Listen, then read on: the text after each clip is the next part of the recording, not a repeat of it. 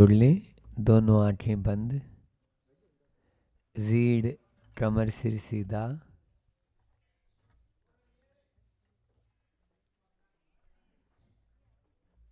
नीर निधि से धीर हो, वीर बने गंभीर, पूर्ण तैर कर पा लिया बहुसागर का तीर। अधीर हूँ मुझ धीर दो, सहन करूं सब पीर, चीर चीर कर चिर लखूं अंतर की तस्वीर। वर्तमान शासन नायक वर्धमान स्वामी की सब जयकारा बोलेंगे। बोले संत शिरोमणि आचार्य गुरु और विद्यासागर जी महामुनि राज की, पूज्य मुनि श्री 108 दुर्लभ सागर जी महाराज की।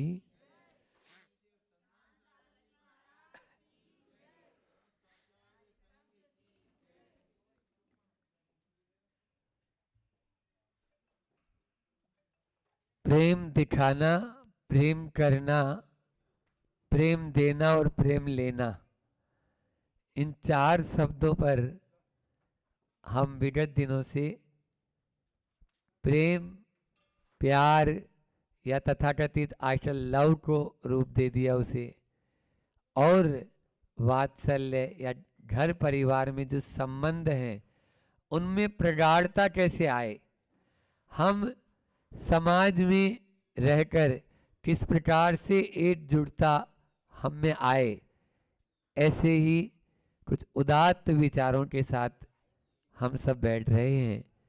आज भी उसी पर कि एक विद्यालय में, यहाँ विद्यालय में अपन बैठे हैं, तो एक विद्यालय में एक बच्चा था, कर्म के उदय से उसको कैंसर हो गया।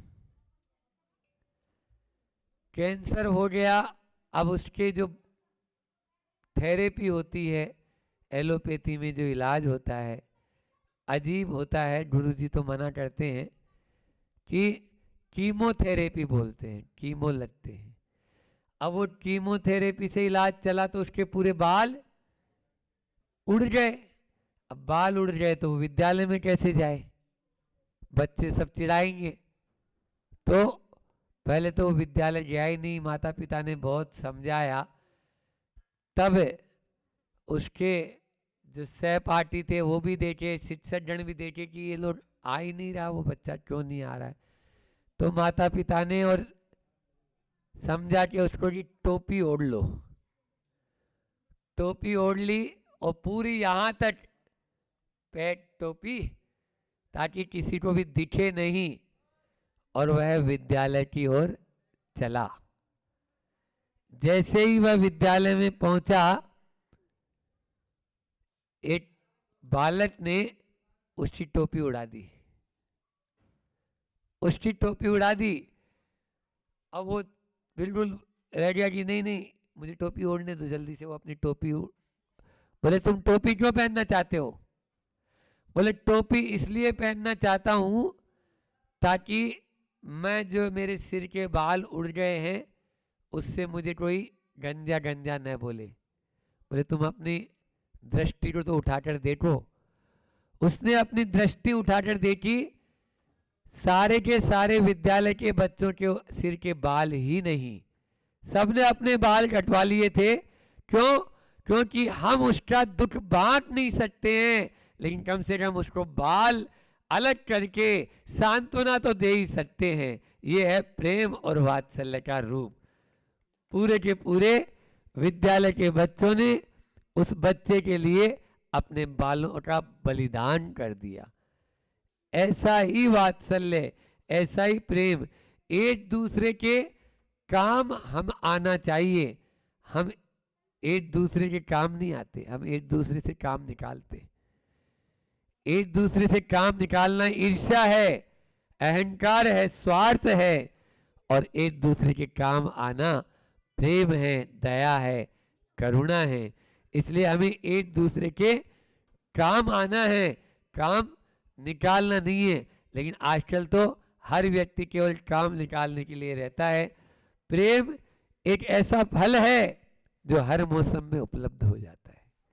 प्रेम एक ऐसा फल है जो हर मौसम में उपलब्ध होता है। और सच्चा प्रेम किसी कुछ टाइम के लिए हो जाए, कुछ देर के लिए हो जाए, किसी स्थिति के लिए हो जाए, नहीं, हर परिस्थिति में वह रहता है। लेकिन आजकल तो गुरुओं से भी यदि मान लीजिए कोई प्रेम है ना, तो वो भी उतना सच्चा नहीं है।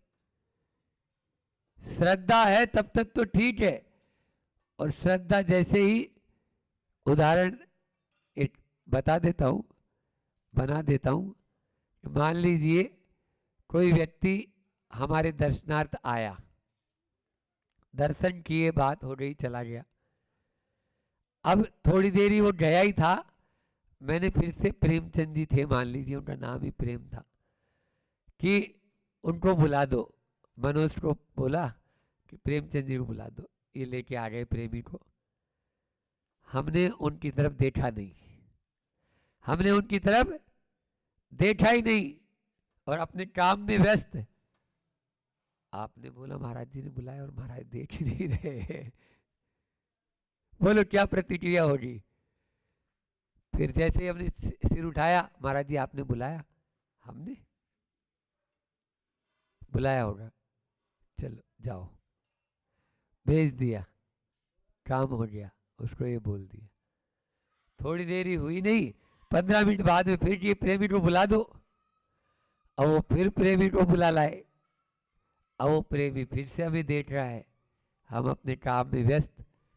उठाई गर्दन, वो काम हो गया, आप चले। महाराज जी क्या आज समझ गई क्या? आज थोड़ा सा कम हो गया है।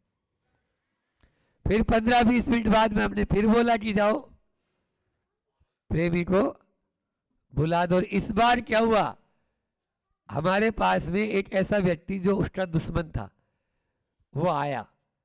वो जैसे ही आया तो हमने उसको टाइम भी दे दिया और बात भी करने लग गए, और उससे बात कर रहे हैं।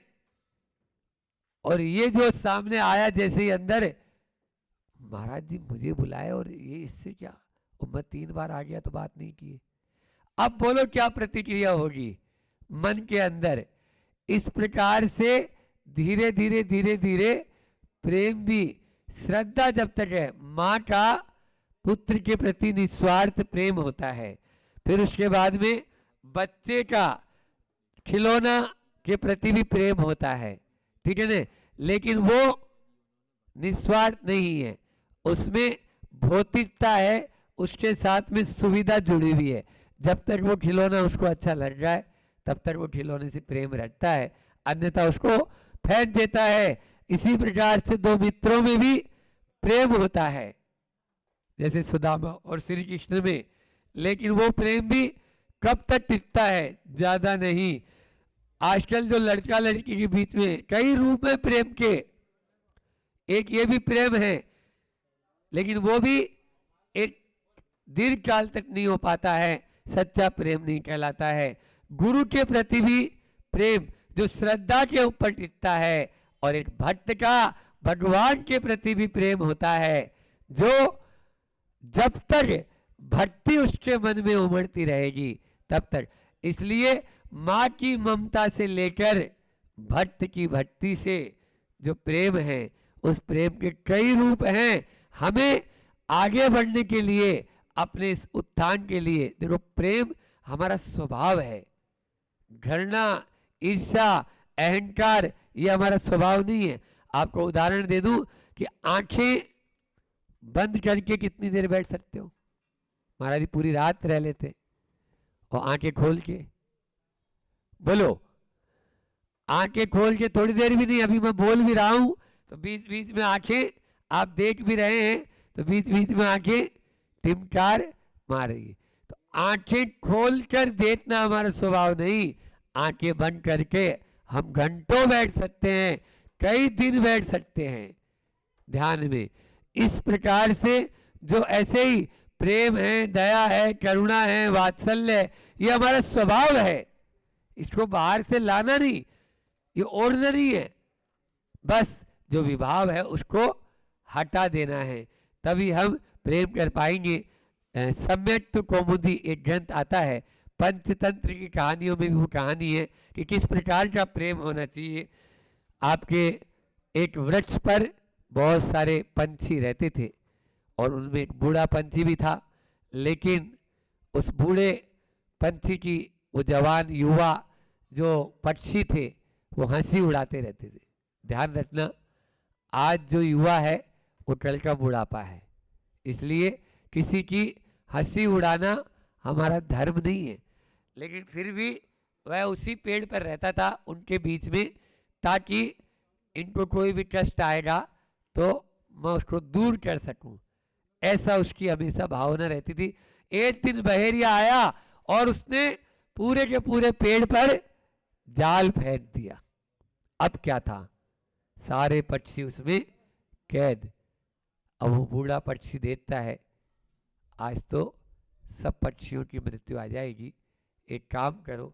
उसने बोला, अरे तुम लोग सब जवान हो, अपने आत्मविश्वास को जगाओ और एक काम करो, सब एक साथ उड़ो, एक साथ फड़फड़ाओ, इस जाल को लेके अपन चलेंगे। और बूढ़े पक्षी के ऐसा कहने पर एक साथ सारे पक्षी फड़फड़ा के उड़ने लगे। दूसरी क्लास में पढ़ी होगी आपने भी। और जाके एक जंगल में जहां चूहे रहते थे वहां उतरे और उन चूहों से बोला, भाई हम लोग आज संकट में हैं, आप इसको, प्रेम सब काम करा देता है। जहां प्रेम होता है ना वहां हर चीज आ जाएगी, और जहां प्रेम नहीं होगा वहां सब चीज खिसक जाएगी, खिसक जाएगी। यदि घर में प्रेम नहीं है तो ये समझ लीजिए जो चीज है वो भी चली जाती है। ऐसे ही वो बस प्रेम था, सामने वो चूहे मिले और उन चूहों ने जाल काटना शुरू किया। सारे पंछी आजाद हो गए। उन्होंने उस वृद्ध पक्षी से भी, जो पंछी था, उससे क्षमा मांगी।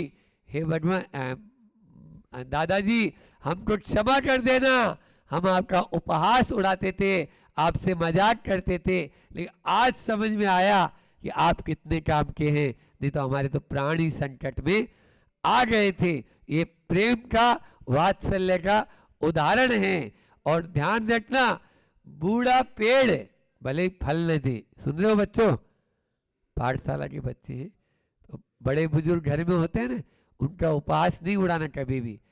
बूढ़ा पेड़ भले फल नहीं दे सकता, लेकिन घनी छाया तो दे ही सकता है, घनी छाया तो दे ही सकता है। इसलिए हमें प्रेम के इस पक्ष को भी ध्यान में रखना चाहिए जब हम प्रेम को अपने जीवन में अंगीकार करते हैं। क्योंकि कबीरदास जी भी कहते हैं ना, पोथी पढ़ पढ़ जग मुआ और पंडित बयान कोय, और 2.5 अक्षर प्रेम का पढ़े सो पंडित होए।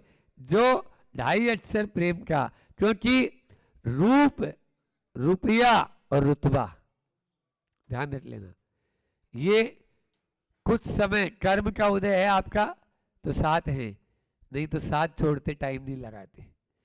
चाहे रूप हो, चाहे रुपया हो और चाहे रुतबा हो, लेकिन आपका स्वरूप प्रेम पर आधारित है। आपका स्वरूप रूप पर आधारित नहीं है। हमारा चेहरे का रंग हमारे ऊपर आधारित नहीं, जैसा मिला है वैसा है, लेकिन जीने का ढंग तो हमारे ऊपर आधारित है। चेहरे के रंग के लिए हम जिम्मेदार नहीं है। जैसा गोरा काला ठिन्ना बड़ा लंबा कुरूप स्वरूप जैसा मिला मिला, इसलिए चेहरे के रंग पर मत जाओ, जीने के ढंग पे जाओ। हम कैसा जीवन जीते हैं ये हमारे ऊपर निर्भर है। यदि हम भाईचारा और प्रेम का जीवन जीते हैं, आज आपके यहाँ इस ग्राम में नगर में आना हुआ, बिल्वानी है न, हाँ, जहाँ की वाणी, वाणी होती ना वाणी, तो बिल्वाणी, इसका हमने अर्थ ऐसा लगाया कि वाणी जो है वो उसई उसई वाली नहीं होनी चाहिए, बुंदेलखंड में बोलते हैं ना, हाँ, आचार्य श्री जी कहते हैं गंभीरता होनी चाहिए उसमें।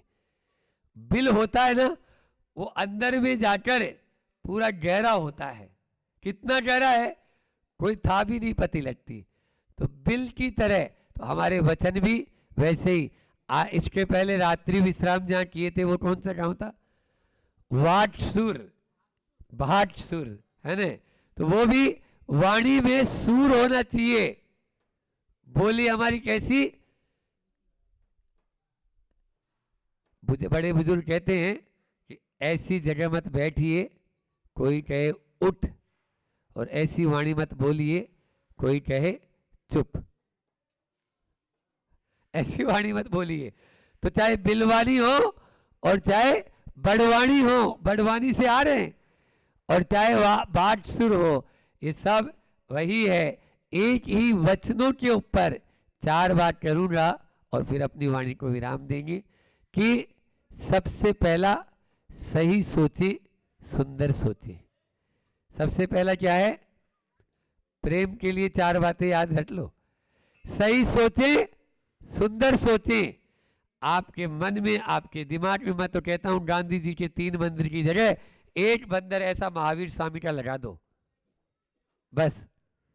हाँ, न तो आप पूरा देखेंगे, न पूरा बोलेंगे, न पूरा सुनेंगे।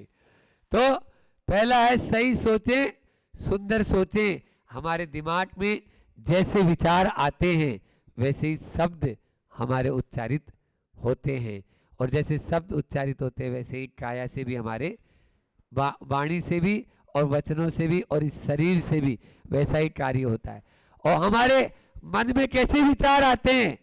जो हमारे अवचेतन मन में पहले से बैठे हैं वैसे विचार, उनको देखना है।